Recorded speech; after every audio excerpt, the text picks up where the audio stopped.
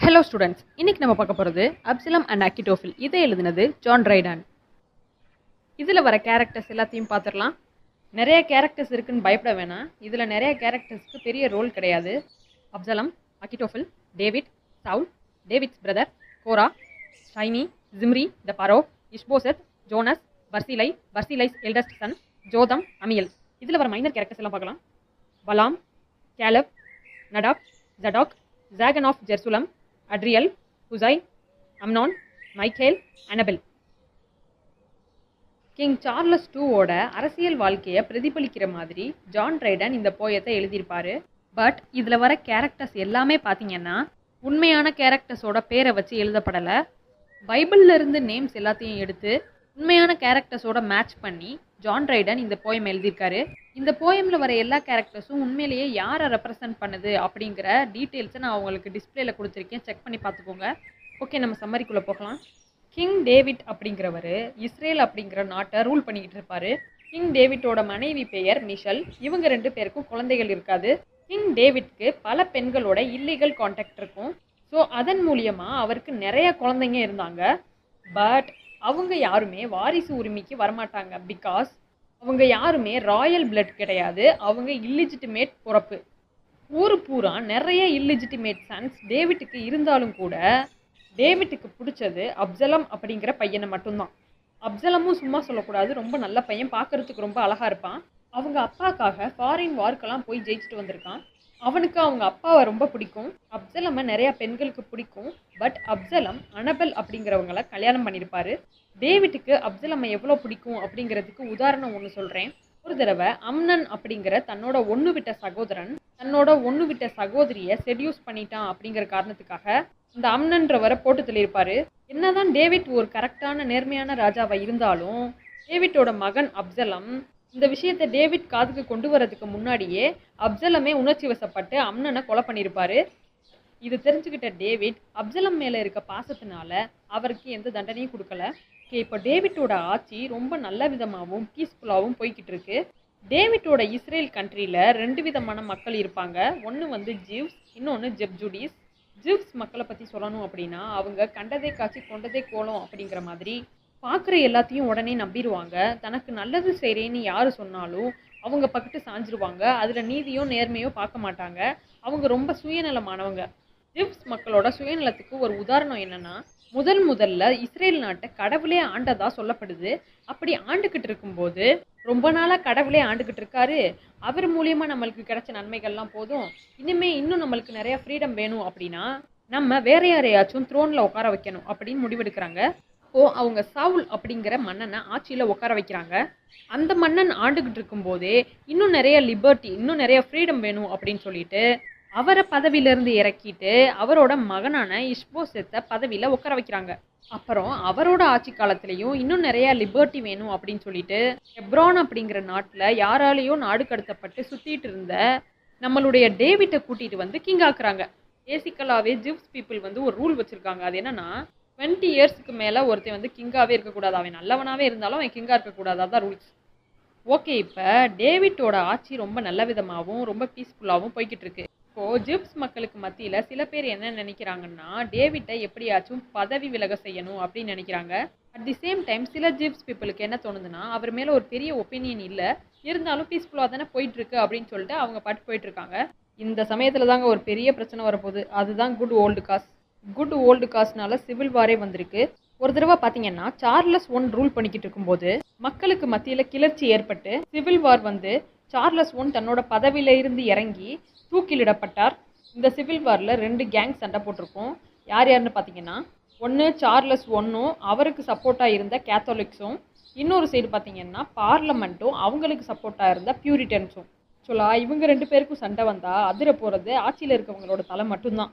இப்போது இதே மாதிரியான பிரச்சனை, இதே மாதிரியான சூழல் இஸ்ரேல் நாட்டுக்கும் வந்துருச்சு. எப்படின்னா, இஸ்ரேல் நாட்டில் 2 குரூப்பான மக்கள் இருக்காங்க. ஒரு குரூப் ஜெப்ஜூடிஸ், இன்னொரு குரூப் ஜிவ்ஸ். இதில் ஜெப்ஜூடிஸ் பீப்புள் நேட்டிவ் பீப்புள். அவங்க தான் முதல்ல இஸ்ரேலில் குடியுரிமையோடு இருந்தவங்க. பட் காலப்போக்கில் ஜிவ்ஸ் பீப்புள் அவங்க எல்லாத்தையும் சப்ரஸ் பண்ணி அவங்க வளர ஆரம்பிச்சிட்டாங்க.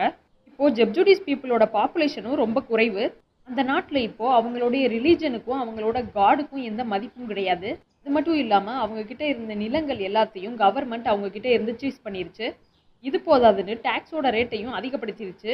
இப்படியே போய்கிட்டு இருந்துச்சுன்னா கூடிய சீக்கிரத்தில் நம்மளோட இனமே அழிஞ்சுண்டா சாமி அப்படின்னு ஜப்ஜூடிஸ் பீப்புளை என்ன பிளான் பண்ணிட்டாங்கன்னா, எப்படியாச்சும் இந்த ஜிவ்ஸ் பீப்புள் எல்லாத்தையும் நம்மளோட ரிலீஜியனுக்கு கன்வெர்ட் பண்ணி விட்டுறணும் அப்படின்னு பிளான் பண்ணிட்டு இவங்களும் என்னென்னமோ முட்டி மோதி ட்ரை பண்ணி பார்க்குறாங்க. பட் அன்ஃபார்ச்சுனேட்லி அவங்களோட ட்ரை எல்லாமே வந்து ஃபெயிலியர் ஆயிடுச்சு. பட் அவங்களோட பிளான் ஃபெயிலியராக போனாலும் அவங்க செஞ்ச செயலோட பின்விளைவு வந்து ரொம்ப மோசமாக தான் இருந்துச்சு. கிங் டேவிட் மேலே மக்களுக்கு கோபமும் அதிருப்தியும் அதிகமாகுது. இதில் ஒரு காமெடி என்னென்னா, டேவிட் கிட்டேயே பெரிய பொசிஷனில் இருக்கவங்க, டேவிட் வந்து உயிர் பிச்சை போட்டவங்க, இவங்க எல்லாத்துக்குமே டேவிட்டை பிடிக்கல. இவங்களுமே மனசுக்குள்ளே ஒரு வஞ்சகத்தை வச்சுட்டு கூடயே இருக்காங்க. இதில் ரொம்ப முக்கியமாக ரொம்ப வஞ்சகத்தோடு இருக்க ஆள் யார் அப்படின்னா அக்கிட்டோஃபில். அக்கிட்டோஃபில் கிங் டேவிட் கிட்ட மோஸ்ட் இன்ஃப்ளூயன்ஷியல் அண்ட் பவர்ஃபுல் பொசிஷனில் இருக்க ஒரு ஆள். எப்போடா சான்ஸ் கிடைக்கும் டேவிட்டை அடித்து போட்டுட்டு அந்த இடத்துல நம்ம உட்காரணும் அப்படின்னு காத்துக்கிட்டு இருக்க அக்கிட்டோஃபிலுக்கு இந்த இஸ்ரேல் நாட்டில் நிலவிக்கிட்டு இருந்த சூழல் ரொம்ப சாதகமாக இருந்துச்சு. இந்த சூழ்நிலையை அக்கிட்டோஃபில் ரொம்ப சரியாக பயன்படுத்திக்கிட்டான். அவன் என்ன பண்ணுறான்னா, டேவிட்டோட பையன் அப்சலம் கிட்ட ரொம்ப நெருக்கமாக பழக ஆரம்பிக்கிறான். அவன் எதுக்காக அப்சலமை சூஸ் பண்ணுறான் அப்படின்னா, அக்கிட்டோஃபில் இந்த ஜென்மத்தில் டைரெக்டாக ஒரு கிங்காகவே முடியாது. Because he is not from royal blood no. So அதனால அவன் என்ன பிளான் பண்ணுறான்னா, அப்சலம் கிட்ட பேசி எப்படியாச்சும் அப்சலமை தன்னோட கைக்குள்ளே போட்டுக்கிட்டா டேவிட்டுக்கு எதிராக அப்சலமை கிங்காக்கி அப்சலமுக்கு பின்னாடி இருந்து இந்த நாட்டையே ஆளலாம் அப்படின்னு ஒரு பிளான் போடுறான். அவன் பிளான் படி அக்கிட்டோஃபில் அப்சலம் கிட்ட நெருங்கி பழக ஆரம்பிச்சிட்டான். இப்போது அக்கிட்டோஃபில் அப்சலம் கிட்ட என்ன சொல்கிறான்னா, இதான்ப்பா செகண்ட் மோசஸ், இந்த ஜிவ்ஸ் பீப்புளோட எதிர்காலமே நீ தான், அவங்களுடைய வேண்டுதல்களை நிறைவேற்ற பிறந்தவன் நீ. உடைய அப்பா வந்து இந்த இஸ்ரேல் நாட்டுக்கு தகுதியானவரே கிடையாது. அவருக்கு அந்த கிங்குக்குரிய கெத்து எதுவுமே இல்லை. அவருடைய எனிமிஸை கூட அவர் வந்து மன்னிக்கிறாரு. ஏதாச்சும் அதிரடி ஸ்கீம் பிளான் எதுவுமே போடாமல் இஸ்ரேல் நாட்டை அப்படியே பீஸ்ஃபுல்லாக கொண்டு போயிட்டுருக்காரு. பேசாமல் உங்கள் அப்பாவை கிங்காக்காமே இருந்திருக்கலாம். முன்னாடி மாதிரி உங்கள் அப்பா இப்போ இல்லை, அவருக்கு ரொம்ப வயசாகி போயிடுச்சு. ஜிவ்ஸ் பீப்புளுக்கு இவர் மட்டும் இனிமேல் போதாது. மட்டும் இல்லாமல் உங்கள் அப்பாவுக்கு ரொம்ப பவர்ஃபுல்லான பொசிஷனில் இருக்க ஃப்ரெண்ட்ஸ் யாருமே இல்லை. ரொம்ப கம்மியான ஃப்ரெண்ட்ஸ் தான் இருக்காங்க. எஜிப்த் நாட்டு மன்னனும் உங்கள் அப்பாவோட ஃப்ரெண்டு கிடையாது. ஸோ வாரன் வந்துச்சுன்னா அவங்களும் உங்கள் அப்பாவுக்கு சப்போர்ட் பண்ண மாட்டாங்க. இது மாதிரியான ஒரு சூழ்நிலையில் நம்ம நாட்டு மக்களுக்கும் விடுதலை ரொம்ப தேவைப்படுது. அவங்களும் ரொம்ப காலமாக அதுக்காக காத்துக்கிட்டு இருக்காங்க. இந்த சான்ஸை பயன்படுத்திக்கிட்டு மக்கள் மத்தியில் போய் நீ இன்னும் அவங்களுக்கு நிறைய விடுதலை வாங்கி தரேன் அப்படின்னு உத்தரவாதம் கொடுத்த அப்படின்னா உங்களே உங்கள் அப்பாவை ஆட்சியிலேருந்து இறக்கி உன்னைய ஆட்சியில் அமர வைப்பாங்க அப்படின்னு சொல்லுவான். என்னதான் அப்சலம் ஸ்டார்டிங்கில் அதை மறுத்தாலும் போக போக அப்சலமுக்கு ஆட்சி மேலே ஒரு ஆசை வருது. இருந்தாலும் அப்சலம் அக்கிட்டோஃபில் கிட்ட என்ன சொல்கிறான்னா, பதவியில் உட்கார்ற அளவுக்கு நான் ஒன்றும் ராயல் பிளட் கிடையாது. என்னோட பிறப்பே வந்து ஒரு இல்லிஜிட்டிமேட் பிறப்பு. அது மட்டும் இல்லாமல் எங்கள் அப்பா ரொம்ப நல்லாவே ஆட்சி பண்ணிக்கிட்டு இருக்காரு. அவரை எதிர்த்து வர எதிரிகளை கூட அவர் கொல்றது கிடையாது. அவங்கள மன்னிச்சு விட்டுருவார். அதனால இந்த கண்ட்ரி ரொம்ப பீஸ்ஃபுல்லாகவே இருக்குது அப்படின்னு சொல்லுவான். அது மட்டும் இல்லாமல் இந்த ஜிவ்ஸ் பீப்புளுக்கு எங்கள் அப்பாவை பிடிக்கல அப்படிங்கிறதுக்காக நானும் அவங்க கூட சேர்ந்துக்கிட்டு எங்கள் அப்பாவை எதிர்க்கணும்னு அவசியம் கிடையாது. எங்கள் அப்பா ஒன்றும் கொடுங்கோல் ஆட்சியெல்லாம் பண்ணலை. அவர் வந்து ரொம்ப பீஸ்ஃபுல்லாக தான் கொண்டு போயிட்டுருக்காரு. அவர் என்றைக்குமே ஜப்ஜூடிஸ் மக்களுக்காக ஜிவ்ஸ் மக்களை என்றைக்குமே அவர் அப்யூஸ் பண்ணது கிடையாது. எங்கள் அப்பா ஏதோ கொடுங்கோல் ஆட்சி பண்ணிக்கிட்டு இருக்காரு அப்படின்னா கூட நான் வந்து அவரை எதிர்த்து சண்டை போட்டு அந்த இடத்துக்கு நான் வரணும்னு நினைக்கிறதுல ஒரு அர்த்தம் இருக்குது. எந்த ரீசனுமே இல்லாமல் அவரை நான் எப்படி எதிர்க்கிறது அப்படின்னு கேட்பான். அது மட்டும் இல்லாமல் எங்கள் அப்பா இறந்து போனதுக்கப்புறம் அந்த இடத்துக்கு தகுதியானவர் அவரோட பிரதர் மட்டும்தான். ஏன்னா அவர் தான் அடுத்த சட்ட ரீதியான வாரிசு. நான் வந்து ஒரு இல்லிஜிட்டிமேட் பிறப்பு அப்படின்னு சொல்லுவான். ஒருவேளை அதையும் மீறி நான் அந்த த்ரோனுக்கு ஆசைப்பட்டேன் அப்படின்னா அது வந்து தெய்வீக பாவம் அப்படின்னு சொல்லுவான். இப்போது அக்கிட்டோஃபில் அப்சலம் கிட்ட என்ன சொல்லுவான்னா, சும்மா சும்மா நீ வந்து இல்லிஜிட்டிமேட் பிறப்பு அப்படின்னு சொல்லாத. நீ நேர்மையான ஒரு பையன். உனக்கு இந்த ஒரு தகுதி போதாதா த்ரோனுக்கு ஆசைப்படுறதுக்கு அப்படின்னு கேட்பான். அது மட்டும் இல்லாமல் அவன் என்ன சொல்லுவான்னா, உங்கள் அப்பா என்னமோ பீஸ்ஃபுல்லாக தான் நாட்டை கொண்டு போயிட்டுருக்காரு. பட் இருந்தாலும் உங்கள் அப்பாவை ஏன் எனக்கு பிடிக்காம போச்சு அப்படின்னா, உங்கள் அப்பாவுக்கு இந்த நாட்டை அடுத்த லெவலுக்கு கொண்டு போகிறதுக்கோ இல்லை இந்த நாட்டை வருங்காலங்களில் காப்பாற்றுறதுக்கோ ஒரு பெரிய பவர் இல்லை. அவர் மக்களுக்கு என்ன தேவையோ அதை மட்டும் செஞ்சுட்டு ஏனோ தானோன்னு இந்த நாட்டை ரூல் பண்ணிக்கிட்டு இருக்காரு அப்படின்னு சொல்லுவான். இப்போது அக்கிட்டோஃபில் அப்சலம் கிட்ட என்ன சொல்கிறான்னா, ஒழுங்காக நான் சொல்கிறத கேளு, இந்த பிளான் பர்ஃபெக்டாக ஒர்க் அவுட் ஆகும் அப்படின்னு சொல்லி ஒரு பிளானை போட்டு கொடுக்குறான். அது என்னென்னா, உங்கள் அப்பா ரொம்ப இறக்கப்பட்டவர், அதனால நான் அவர் கூட போய் இருந்துக்கிட்டு மக்களுக்கு இது செய்யுங்க அது செய்யுங்கன்னு சொல்லி அவர் கஜானாவில் இருக்க காசு எல்லாத்தையும் இழக்க வைக்கிறேன், அவரை நிர்மூலமாக்குவேன் அவர்கிட்ட காசு இல்லாமல் போனதுக்கப்புறம் பார்லமெண்ட்டில் அவருக்கு சிறப்புரிமை இருக்காது. பார்லமெண்ட்டில் இருக்க மெம்பர்ஸ் எல்லாருமே அவருக்கு எதிராக மாறுவாங்க. இந்த சூழ்நிலையை யூஸ் பண்ணி ஒன்று அரசியலில் குழப்பத்தை ஏற்படுத்தி உங்கள் அப்பாவை த்ரோன்லேருந்து இறங்க வைப்பேன், இல்லாட்டி ஃபாரின் போரை உருவாக்கி அந்த போர் மூலியமாக உங்கள் அப்பாவை தோக்கடிச்சு உங்கள் அப்பாவை த்ரோன்லேருந்து இறங்க வைப்பேன் அப்படின்னு சொல்லுவான். அரசியலில் குழப்பத்தை ஏற்படுத்தி உங்கள் அப்பாவுக்கு பிரச்சனை கொடுத்தாலும் இல்லாட்டி வாரை ஏற்படுத்தி உங்கள் அப்பாவுக்கு பிரச்சனை கொடுத்தாலும் அவர் கண்டிப்பாக அவரோட ஃப்ரெண்ட்ஸ் கிட்ட மட்டும்தான் போய் ஹெல்ப் கேட்பாரு. அவரோட ஃப்ரெண்ட்ஸ் ஒன்றும் பெரிய ஆட்கள்லாம் கிடையாது. ஜப்ஜூடிஸ் இனத்தில் இருக்க சில பேரும் பராஹோட பென்ஷனர்ஸ் மட்டும்தான் அவரோட ஃப்ரெண்ட்ஸ். ஸோ அவங்கள டீல் பண்ணுறது ரொம்ப ஈஸி அப்படின்னு சொல்லுவான். அது மட்டும் இல்லாமல் அகிட்டோஃபெல் அப்சலம் கிட்ட என்ன சொல்லுவான்னா, உங்கள் அப்பா இறந்ததுக்கப்புறம் அந்த இடத்துக்கு தகுதியாக நிற்கிறது உங்கள் அப்பாவோட பிரதர் மட்டும்தான். ஸோ உங்கள் அப்பாவோட பிரதர் உன்னைய த்ரோனில் உட்கார வைக்க மாட்டான்னு நீ கவலைப்படாத. அவனோட பேரையும் நான் மக்கள் மத்தியில் கெடுத்துட்டேன். டேவிட்டோட பிரதர் ஆட்சிக்கு வந்தாலும் உங்களுக்கு எந்த விதமான நல்லதும் செய்ய மாட்டான் அப்படின்னு ஜிவ்ஸ் மக்களோட மனசில் ஆழமாக பதிய வச்சுட்டேன் அப்படின்னு சொல்லுவான். ஸோ வேறு வழியே இல்லை, சட்டப்படி அவரோட தம்பி வரலனா அவரோட மகனான நீ தான் ஆட்சிக்கு வரணும், அப்படியும் இல்லைன்னா இந்த மக்களே உன்னைய ஆட்சியில் உட்கார வைப்பாங்க அப்படின்னு சொல்லுவான்.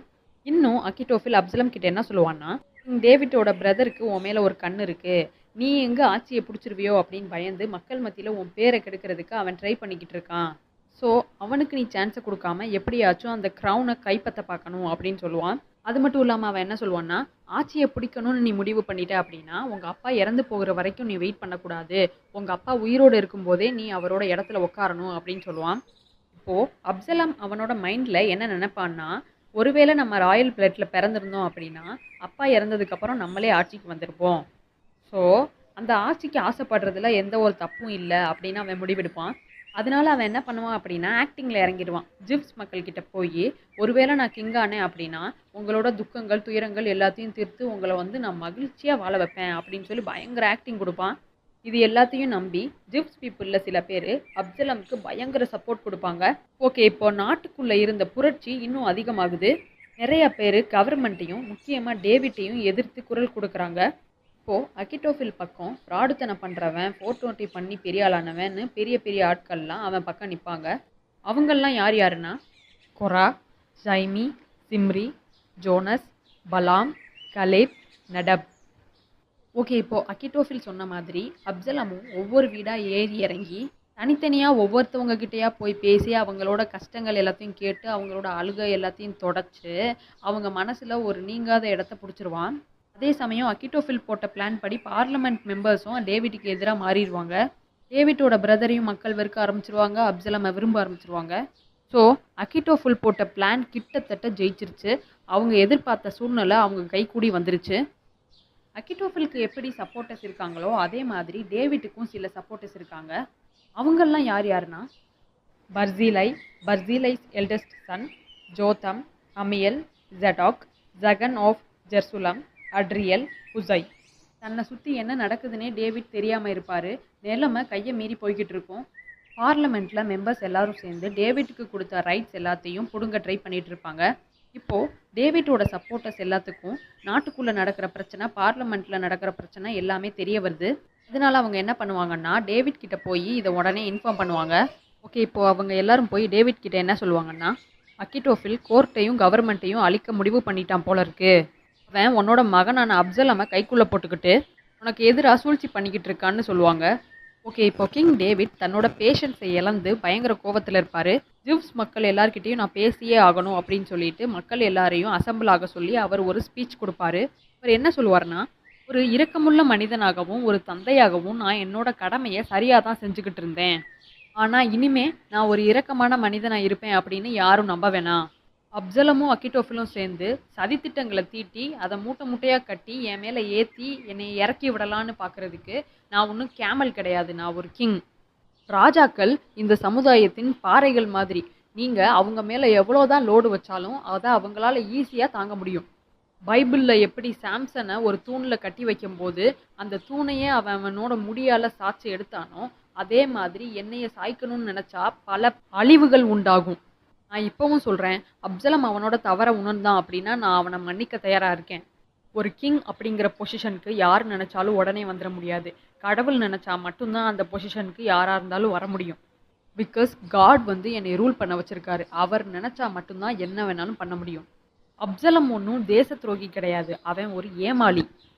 என்னதான் என்னை சுற்றி இருக்கவங்க சதித்திட்டம் போட்டு என்னை என்னோட பவர்ல இருந்து இறங்க வைக்கணும்னு பிளான் பண்ணியிருந்தாலும், காடால நியமிக்கப்பட்டு கிங் ஆனன்னா, என்னதான் என்னோட மக்கள் எனக்கு தகுதியானவங்களா இல்லை அப்படின்னாலும் அவங்களுக்கு பீஸ்ஃபுல்னஸை கொண்டு வந்து அவங்கள நல்ல முறையில் ஆட்சி பண்ணுவேன்.